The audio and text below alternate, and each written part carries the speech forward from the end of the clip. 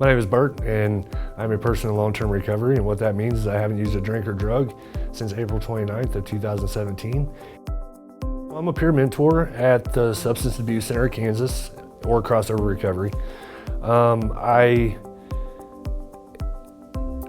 a recovering addict, so I have clients that I deal with that are struggling with their addiction. You know, they go to outpatient. We have outpatient classes there. We have peer mentoring. We have counselors. We have peer support groups that we do on a daily basis. Each of our peer mentors up there are recovering addicts. I think we have there's like 30 years worth of recovery in there between everybody. And you know, we have lived in that hell, and we are there to, you know, help these people find a different way of life, you know, and that there is a different way of life, and give some people hope that, you know, you don't have to live the way you've been living anymore. And to live in recovery and sobriety is so much better than any day ever in my addiction. So if there's somebody out there struggling, please come up to the SAC office. Myself or any of the other peer mentors will be more than happy to help you in any way we can. Oxford House is a sober living home for people that are wanting a better way of life.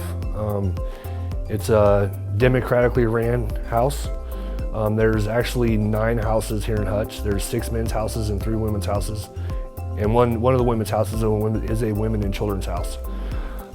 There's usually anywhere from 8 to 10 people per house. All the houses are up here on the north side of town, up in the nice neighborhoods.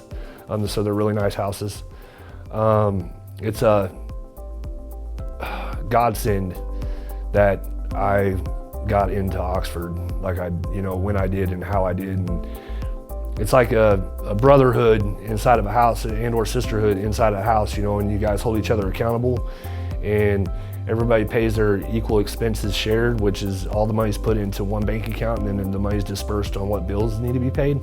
They say if you live in Oxford for up to 18 months, you have an 87% chance of staying clean long-term when you move out. So the NA program here in town is, first off, I want to say it's huge. There's a lot of people in recovery in this community. The NA program here in town, I'm more of a participant. I go to meetings to share my experience, strength, and hope, as to help, you know, others in recovery, you know, or even those struggling. I do sponsor guys, if they need a sponsor. But the NA community, we do a lot. They do a lot here too. You know, we had the first annual men's camp out in Harvey County last weekend, which was a huge success. They do a lot of other fundraisers and stuff too, you know, to bring the recovery community together. And there's 30 meetings there a day, you know, that you can go to, the 12, 6, and the 8, you know, so there's always a meeting that you're able to go to when it comes to the NA community. I'm also part of an organization called Addicts Against Overdose. I'm the co-chair of this organization. It's a nonprofit that we're trying to get built up so we can supply people in town with Narcan, and try to break that stigma, you know, because some people, you know, don't understand the disease of addiction. And, you know, with Narcan, you know, if we can give one person, you know, we save one person's life and they find recovery, I mean, our job's done. You know, we did our part. So you gotta be vigilant. You know, you gotta be vigilant. You have to really know the parameters of what addiction is and the lengths that people will go to feed that addiction.